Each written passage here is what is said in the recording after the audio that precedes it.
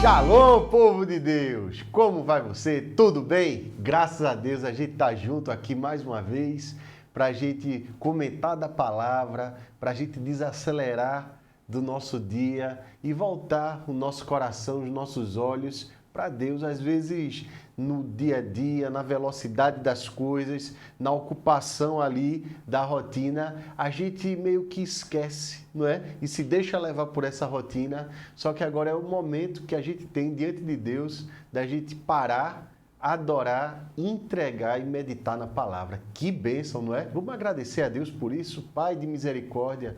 A gente fica tão feliz, Deus, na Tua presença, porque a gente pode, Pai, agora parar um pouco, voltar o nosso coração para Ti, Deus.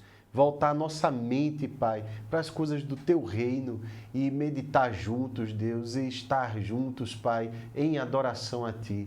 Recebe, Pai, agora a nossa adoração no nome de Jesus. Amém. Vamos adorar, povo de Deus, ao nosso Deus que é digno de receber toda a glória, toda a honra. Bênção demais. Olá, irmãos, tudo bem com vocês? Estamos aqui mais uma vez para louvar e bendizer o nome do Senhor. Eu quero convidar você nesse momento a estar louvando juntamente conosco.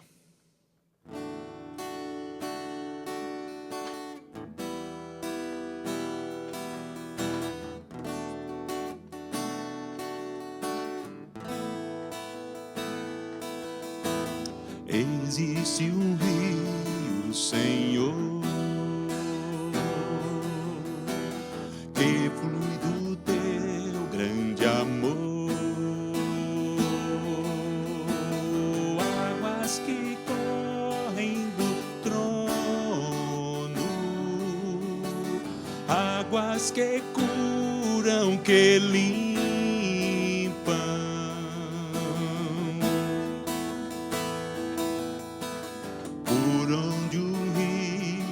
Passar, tudo vai transformar,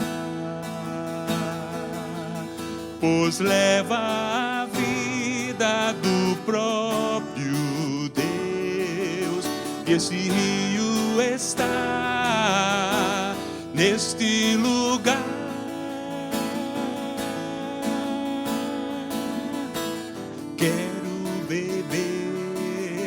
Dos Teus rios, Senhor, sacia minha sede, lava o meu interior.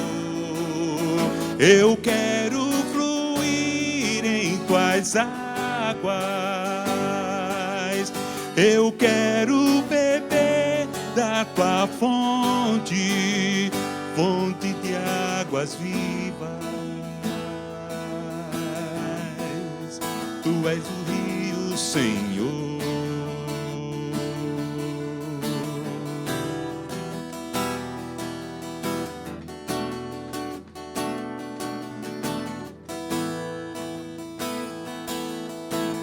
Existe um rio, Senhor,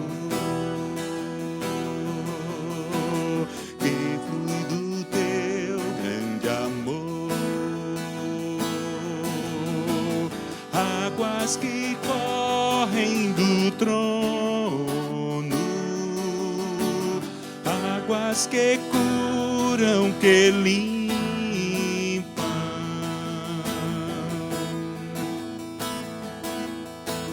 Por onde um rio passar, tudo vai transformar, pois leva a vida do próprio Deus. Este rio está neste lugar.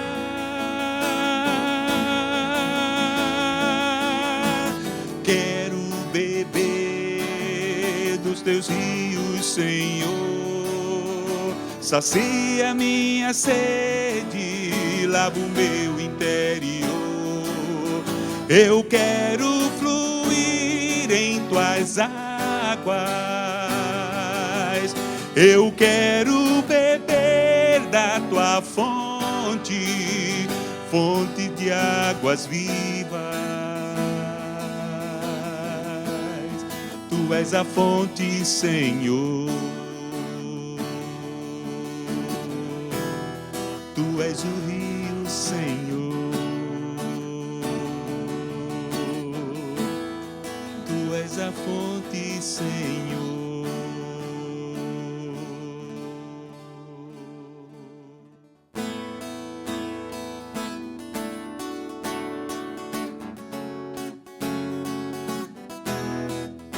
Mergulhar em teu ser, encontrar-me contigo, meu maior prazer, ser teu amigo, ouvir tua voz, as batidas do teu coração. Senhor, ensina-me a tua canção, mergulhar em teu ser, encontrar-me contigo, meu maior prazer, ser teu amigo,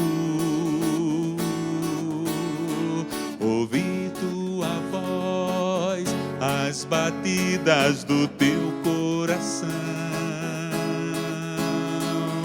Fala, Senhor, me ensina a tua canção. Conhecerei e prosseguirei em conhecer-te, Senhor. Me lançarei com tudo que sou nas profundezas do teu imenso amor. Te amarei com meu coração, com todas as minhas forças, e cantarei louvores a ti, meu Deus, meu Redentor. Mergulhar em teu ser, encontrar-me contigo, meu maior prazer, meu maior prazer, ser teu amigo, ouvir tua voz, as batidas do teu coração. Fala, Senhor, fala, Senhor, ensina-me a tua canção. Conhecerei e prosseguirei em conhecer-te, Senhor. Me lançarei com tudo que sou nas profundezas do teu imenso amor. Te amarei com meu coração, com todas as minhas forças, e cantarei louvores a ti, meu Deus, meu Redentor. Conhecerei e prosseguirei em conhecer-te, Senhor. Me lançarei com tudo que sou nas profundezas do teu imenso amor.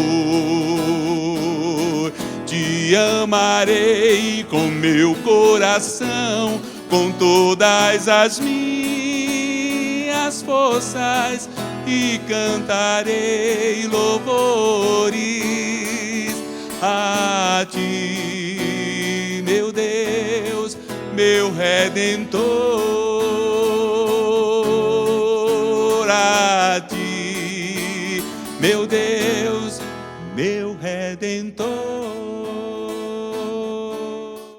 Povo de Deus, o texto da gente hoje é um texto riquíssimo e com um ensinamento assim muito precioso para a gente. Está no primeiro livro de Reis, no capítulo 15, e é uma narrativa típica do livro dos Reis, que não poupa nem os detalhes negativos e nem exalta demais os detalhes positivos. No entanto, traz assim o retrato da realidade vivida por aqueles personagens naquela época. E como isso é rico, isso nos ensina muita coisa e tem uma aplicação muito importante para a vida da gente. Vamos à leitura do texto. E só para contextualizar, antes mesmo da leitura, uma importante informação, e era o tempo da divisão do Reino do Norte e do Reino do Sul. O Reino do Norte era conhecido como o Reino de Israel, né? E ficou com as 10 tribos de Israel. O Reino do Sul ficou com a tribo de Benjamim e Judá, ficou conhecido como o Reino do Sul, o Reino de Judá. E na escala histórica foi o último reino a se corromper. A gente vai ver o que é que acontece nesses reinos e o que é que a gente pode tirar disso daqui como aplicação da parte de Deus para a vida da gente. Diz assim o texto bíblico: no 18º ano do rei Jeroboão, filho de Nebate, Abias começou a reinar sobre Judá, território sul no caso. 3 anos reinou em Jerusalém. Era o nome de sua mãe Maaca, filha de Absalão. Andou em todos os pecados que seu pai havia cometido antes dele. E seu coração não foi perfeito para com o Senhor seu Deus, como o coração de Davi, seu pai. Mas, por amor de Davi, o Senhor, seu Deus, lhe deu uma lâmpada em Jerusalém, levantando a seu filho depois dele e dando estabilidade a Jerusalém. Porquanto Davi fez o que era reto perante o Senhor, e não se desviou de tudo quanto lhe ordenara em todos os dias da sua vida, senão no caso de Urias, o heteu. Um detalhe importante que acontece de cara que a gente vê é aquilo que o nosso Deus considera importante de ir para um relato histórico. É a história da espiritualidade dos seus governantes. A história da espiritualidade do seu povo. Perceba que, historicamente, nós temos diversos relatos históricos da Antiguidade, do Egito, da Babilônia, da Assíria. Nós conhecemos através de achados arqueológicos, inscrições, hieróglifos, enfim. Nós temos todo tipo de relato. Só que nenhum desses relatos leva em consideração santidade. Quando Deus ele vai olhar para a história da nossa vida, a primeira coisa e a mais importante que o nosso Deus ele olha é a nossa história de santidade de vida. É isso que ele vai olhar. Os demais aspectos da vida, eles são secundários. Eles podem, inclusive, existir num campo de atividade nossa e no outro não. De modo que a vida profissional pode ficar restrita ao ambiente do escritório, ao ambiente do trabalho que a pessoa exerce. Da mesma forma que a vida pessoal, a vida doméstica, ela pode ficar restrita ao ambiente doméstico. No entanto, a espiritualidade, ela permeia toda a nossa existência, não importando aonde quer que a gente esteja. Então, o nosso Deus, ele leva isso em consideração. Entendendo isso, a gente sabe que nem a santidade, nem a devassidão, a pecaminosidade, ela foge da nossa existência. De modo que, se nós somos santos, aonde nós formos, a gente vai levar com a gente essa marca da santidade. Se, por outro lado, nós formos pecadores, escravos do pecado, essa também vai ser a marca que a gente vai carregar. Esse vai ser o testemunho que nós vamos contar. Então, perceba que a cada relato, o que Deus ele destaca na história do seu povo é se ele foi temente a Deus ou se ele não foi temente a Deus. Levando em consideração ainda que a nossa santidade, ela vai se imprimir em todas as áreas da vida. Ela vai determinar os nossos valores, as nossas decisões, ela vai determinar o nosso meditar, que amanhã serão as nossas ações. ela se manifesta em tudo na vida. Da mesma forma que a pecaminosidade também vai se manifestar nos valores de falar a verdade, de falar mentira, de a gente agir com egoísmo, de agirmos com ambição, em qualquer área da nossa existência. Então, tudo isso vai se manifestar. Portanto, o que é de mais importante que nós devemos saber logo de cara é exatamente isso, se nós estamos levando uma vida santa diante do nosso Deus.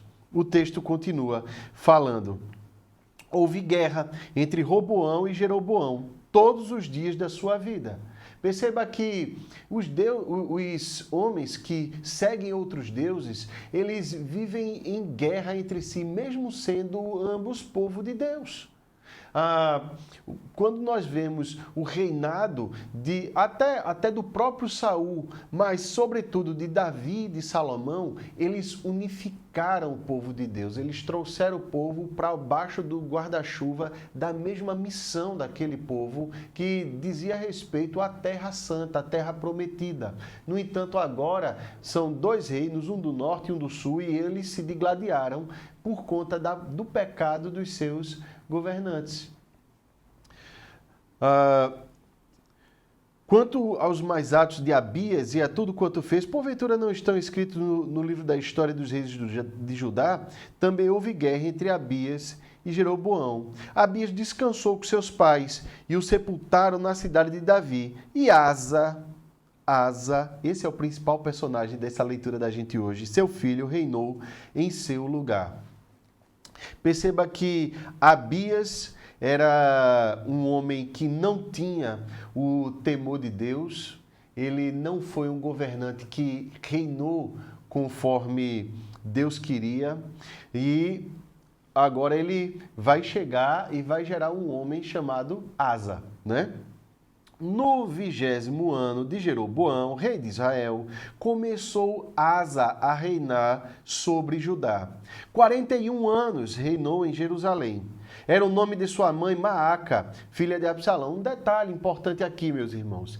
A Maaca era avó, no caso de Asa. Era muito normal, na época, remeter um antepassado como mãe ou como pai, né? Às vezes a palavra vai falar Davi, o teu pai, sendo ele, no caso, às vezes tataravô, bisavô daquele personagem, né? Os próprios judeus do Novo Testamento vão dizer assim: o nosso pai é Abraão, para falar que, na verdade, é a nossa maior influência, a nossa maior referência.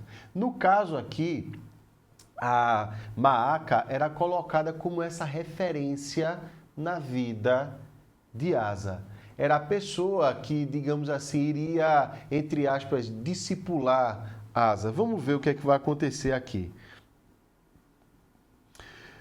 Asa fez o que era reto perante o Senhor, como Davi, seu pai.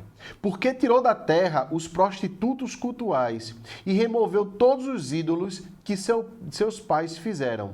E até a Maaca, sua mãe, depois da dignidade de rainha-mãe, porquanto ela havia feito ao poste ídolo uma abominável imagem, pois Asa destruiu essa imagem e a queimou no vale de Cedron. Perceba que Asa, ele caminhou de um jeito diferente, num caminho diferente. Ele foi criado para ser influenciado pelo culto a outras divindades, ao poste ídolo, no caso, que era um culto que se fazia a Azerá ou Astarote, que era a esposa de Baal, e ao próprio Baal. Essas duas divindades, elas eram cultuadas em conjunto porque era um casal. Daí a lógica dos prostitutos cultuais. Eles, nesses rituais, simulavam assim a união entre a deusa da fertilidade, que era Astarote, e o deus das chuvas, que era o Baal. E nessas prostituições cultuais, eles queriam simular a conjunção dos dois, a união dos dois que geraria vida, que traria riqueza, prosperidade, e aí eles iriam aumentando assim a aposta, né? Inclusive oferecendo crianças em sacrifício, ou como prostituição cultural, que são coisas assim terríveis, e de fato o texto bíblico é muito preciso quando chama de abominável, são coisas realmente abomináveis. Então Asa, ele foi criado para servir essas divindades, ele decidiu dizer não. Veja que coisa importante. Isso nos leva a algumas constatações importantes acerca da nossa própria vida. Sim, é possível você ter sido criado num lar de idolatria, disfuncional, e ainda assim você ter o temor do Senhor. Aqui a palavra, ela anula completamente o fatalismo de dizer, eu fui criado dessa forma, eu fui criado dessa maneira, eu não tive o que fazer. A gente pode dizer não. Inclusive Asa, quando ele ascende ao trono e ele vê o que a avó dele, a mentora dele estava fazendo, ele destitui ela dessa posição de rainha-mãe, que era assim de uma altíssima dignatária de lá da corte, não é? Ele não faz isso, ele não permite isso, e ele diz agora, acabou isso daqui. Essa idolatria, essa devassidão, ele dá conta de destruir tudo isso daí. E evidentemente a gente percebe que Asa, ele caminha de outra forma. Ele tinha tudo para dar errado, ele tinha tudo para viver a promiscuidade, ele tinha tudo para viver a devassidão e ele não quis. Agora, pense na sua criação, meu irmão, minha irmã. A gente não está condenado a esse fatalismo. Não é porque de repente você foi criado de uma determinada forma que isso deve seguir-se a sua vida inteira. A gente não é criado segundo aquela síndrome da Gabriela, da música, que você nasceu assim, eu cresci assim, você é sempre assim, Gabriela. Não, de forma nenhuma. A gente é de outro jeito. Nós somos guiados pela lógica do novo nascimento. A gente percebe que nós temos, assim, dado por Deus a bênção da mudança de vida. Olha que coisa maravilhosa. Essa lógica está pautada, por exemplo, aqui em Ezequiel capítulo 18, no versículo 30 só. O capítulo inteiro fala sobre isso, mas o versículo 30 ele é paradigmático. Ele fala assim, portanto eu vos julgarei a cada um segundo os seus caminhos, ó casa de Israel, diz o Senhor Deus, convertei-vos e desviai-vos de todas as vossas transgressões, e a iniquidade não vos servirá de tropeço. Então, a lógica da vida da gente é entender isso, que nós não vivemos como uma colônia de insetos, onde todos têm exatamente a mesma mentalidade, mas nós podemos ser diferentes. Isso coloca para nós também a responsabilidade de sermos diferentes. Por quê? Uma vez que nós somos criados segundo uma lógica e a gente se entrega a essa lógica, a gente simplesmente diz assim, entrega a responsabilidade dizendo, olha, não fui eu, foi a criação que eu recebi. Então eu me tornei assim por conta da criação que eu recebi. Eu me tornei uma pessoa agressiva porque eu fui criado com muita agressividade. Eu me tornei uma pessoa promíscua porque eu fui criado num ambiente de muita promiscuidade. Eu me tornei um alcoólatra porque eu fui criado num ambiente extremamente alcoólatra, etílico, né? Esse não é o nosso caminho. O nosso caminho é do novo nascimento. Então, nós temos tanto a responsabilidade como a bênção de podermos ser diferentes. Isso fez de Asa um homem perfeito? Não, claro que não. E nenhum de nós é perfeito. Todos nós vamos atingir um determinado ponto, né, na nossa caminhada. É tanto que chega o versículo 14 e diz assim, os altos, porém, não foram tirados. Todavia, o coração de Asa foi todos os seus dias totalmente do Senhor. Asa, ele, ou por força de uma conjuntura política, ou pela simples falta de fé, ele não conseguiu tirar todos os ídolos, absolutamente todos os ídolos. No entanto, o seu coração estava totalmente entregue a Deus. A gente deve saber disso. Nós, por mais Caxias que nós sejamos, a gente nunca vai conseguir atingir a perfeição. Nem do próprio Davi, aqui atrás do versículo 5, a Bíblia fala somente do pecado que Davi cometeu contra Urias, o heteu, né? Então a Bíblia não poupa os detalhes, mesmo daqueles santos, que ela diz assim, esse daqui foi temente a Deus, nem de Noé, nem de Moisés, nem de Abraão, de nenhum deles. Então, a gente deve ter na nossa mente, no nosso coração, que a perfeição, o aspecto indefectível, né, da gente, ela pertence a Deus e não a nós. Quem convidou a gente para essa caminhada foi Deus, de modo que qualquer acerto é honra e glória dele e qualquer defeito é nosso. Então, toda honra e glória é de Deus. Se nós caminhamos até aqui e somos diferentes da forma como a gente foi criado, isso não tem relação com o nosso triunfalismo, isso não tem relação com o eu querer ser diferente e eu conquistar a diferença, eu criticar a criação que eu tive e ser disruptivo, aí agora eu sou uma pessoa diferente. Não, isso diz respeito àquilo que Deus faz na vida da gente e também diz respeito aos nossos pés de barro, porque em algum momento a gente vai tropeçar, a gente vai cair. Nós vamos tropeçar nas nossas próprias limitações, nos nossos próprios defeitos, naquilo que a gente mesmo não consegue enxergar ou que o nosso poder não consegue alcançar. Mas o que a gente fica claro aqui para o nosso coração é: eu não preciso trilhar o mesmo caminho, eu não preciso fazer o que já foi feito, eu posso sim ser diferente. E quem vai guiar essa diferença é a palavra do meu Deus. Que coisa maravilhosa, não é? O texto continua. Trouxe à casa do Senhor as coisas consagradas por seu pai e as coisas que ele mesmo consagrara, prata, ouro e objetos de utilidade. Houve guerra entre Asa e Baasa, rei de Israel, todos os seus dias. Porque Baasa, rei de Israel, subiu contra Judá e edificou a Ramá para que a ninguém fosse permitido sair de junto de Asa, rei de Judá, nem chegar a ele. Então aqui a briga não foi provocada por Asa, foi provocada pelo lado de lá, pelo reino do norte, por Baasa, né? Então Asa tomou toda a prata e ouro restantes nos tesouros da casa do Senhor e os tesouros da casa do rei e os entregou nas mãos dos seus servos. E o rei Asa os enviou a Ben-Hadad, filho de Tabrimon, filho de Eziom, rei da Síria, e que habitava em Damasco, dizendo: haja aliança entre mim e ti, como houve entre meu pai e teu pai. Eis que te mando um presente, prata e ouro. Vai e anula a tua aliança com Baasa, rei de Israel, para que se retire de mim. Ben-Hadad deu ouvidos ao rei Asa e enviou os capitães dos seus exércitos contra as cidades de Israel. E feriu a Igion, a Dan, a Bel-Bet-Maaca e todo o distrito de Quinerete, com toda a terra de Naftali. Ouvindo isto, Baasa deixou de edificar a Ramá e ficou em Tirza.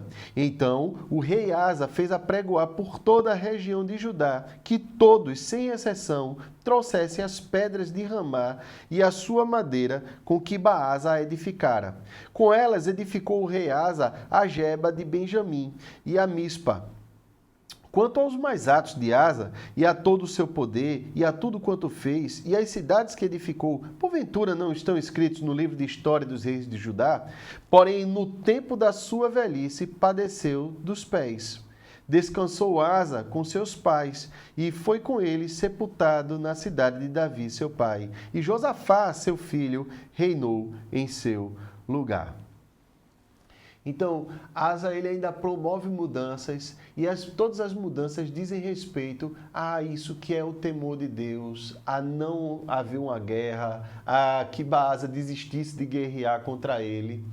Então, o nosso Deus, ele sempre caminha dessa forma, em que a santidade, ela se manifesta em tudo, desde o adoecimento, a velhice, os tempos de conflito. A nossa santidade, ela deve permear tudo, porque ela deve influenciar tudo e nos liderar em tudo. Ela deve formar a nossa mentalidade, ela deve formar o nosso emocional. Isso daí é santificação. E o texto continua, falando agora do reinado de Israel. Nadab, filho de Jeroboão, começou a reinar sobre Israel no ano 2º de Asa, rei de Judá. E reinou sobre Israel 2 anos. Fez o que era mal perante o Senhor e andou nos caminhos de seu pai e no pecado com que o seu pai fizera pecar a Israel. Conspirou contra ele Baasa, filho de Aías, da casa de Issacar, e o feriu em Gibeton, que era dos filisteus, quando Nadab e todo Israel cercava Gibeton. Baasa, no ano 3º de Asa, rei de Judá, matou a Nadab e passou a reinar em seu lugar. Logo que começou a reinar, matou toda a descendência de Jeroboão. Grave essa informação. Não lhe deixou ninguém com vida, a todos exterminou, segundo a palavra do Senhor, por intermédio do seu servo Aías, o Silonita, por causa dos pecados de Jeroboão, que Jeroboão cometera, e pelos que fizera Israel cometer, por causa da provocação com que irritara ao Senhor, Deus de Israel. Quanto aos mais atos de Nadab e a tudo quanto fez, porventura não estão escritos no livro da história dos reis de Israel? Houve guerra entre Asa e Baasa, rei de Israel, todos os seus dias. A gente vê aqui o fechamento de uma profecia, né? Jeroboão, ele tinha sido mau, ele tinha corrompido e feito corromper. E agora ele está colhendo dos frutos. O seu filho, ele caminhou pelo mesmo caminho, segundo a própria lógica lá de Ezequiel, capítulo 18, que a gente leu. Naquele texto fala que se um homem ele continuar o caminho do seu pai, ele vai dar seguimento àquela existência pecaminosa e ele vai ser alvo do juízo de Deus. Se por acaso ele se arrepender, não. Mas o fato aqui que não dá, inegável, é que o Nadab, ele viveu exatamente como o pai viveu. E aí, quando se vive segundo o curso desse mundo, espera-se os frutos segundo o curso desse mundo. Levanta-se esse homem, chamado Baasa, e faz uma conspiração e o assassina. Não só isso, mas como era a praxe da época, quando um rei ele era morto, e outro, né, se levantava, isso era proveniente de uma sedição, de um motim, uma revolução. Então, ele tinha exterminado toda a sua descendência para que não houvesse a possibilidade de uma vingança, para que não houvesse nenhum herdeiro que pudesse reivindicar o trono. Então, Baasa, ele dá conta disso. Baasa, no final das contas, ele simplesmente cumpriu aquilo que Deus ele já tinha falado no capítulo 14, através de Aías, né? Que era a Silonita, né? Então, o que Baasa faz é basicamente cumprir aquilo que Deus já tinha determinado para Jeroboão. O que a gente percebe aqui, meus irmãos, nesse capítulo como um todo? Que a santidade, da mesma forma, a pecaminosidade, ela produz consequências. Asa, ele viveu e teve um reinado próspero. Não foi pouco conflituoso, não foi um reinado fácil. Ele teve oponentes internos dentro da casa dele. Ele teve que destituir a própria rainha-mãe. No entanto, valeu a pena o esforço. Por outro lado, tanto Baasa como Nadab, eles seguiram um caminho mau. Eles fizeram o que era mal. E todos dois, eles viveram uma guerra constante, um inferno particular, até o fim das suas vidas. Seja de morte matada, seja de morte morrida. Mas o fato é que viver afastado de Deus é terrível. Se viver com Deus é difícil, viver sem Deus é impossível, porque o salário do pecado é a morte. O restinho do texto diz assim: no 3º ano de Asa, rei de Judá, Baasa, filho de Aías, começou a reinar sobre todo Israel em Tisa e reinou 24 anos. Fez o que era mal perante o Senhor, e andou no caminho de Jeroboão e no seu pecado, qual fizera Israel cometer. Baasa, ele vai simplesmente dar seguimento àquilo que já vinha acontecendo.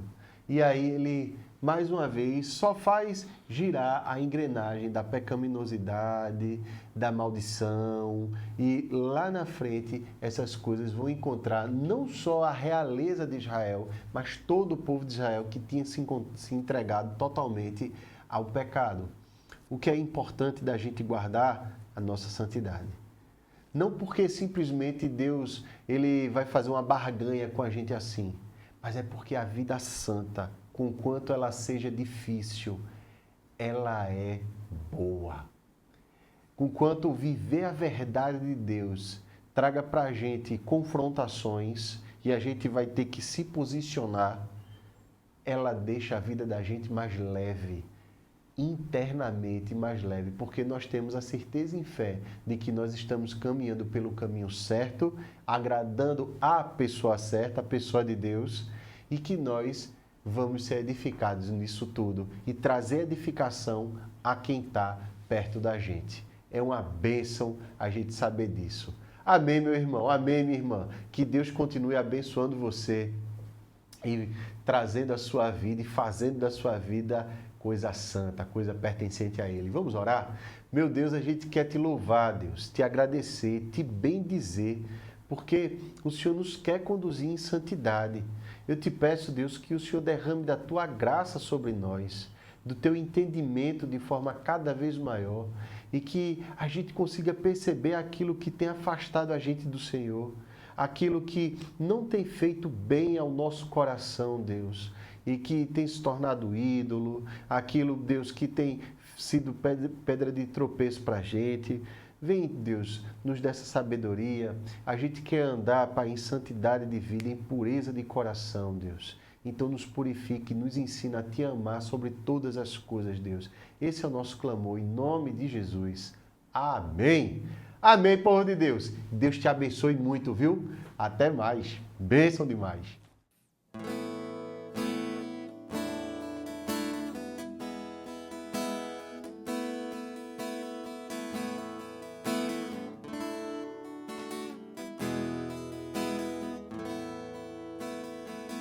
Te amo, Deus, tua graça nunca falha. Todos os dias eu estou em tuas mãos.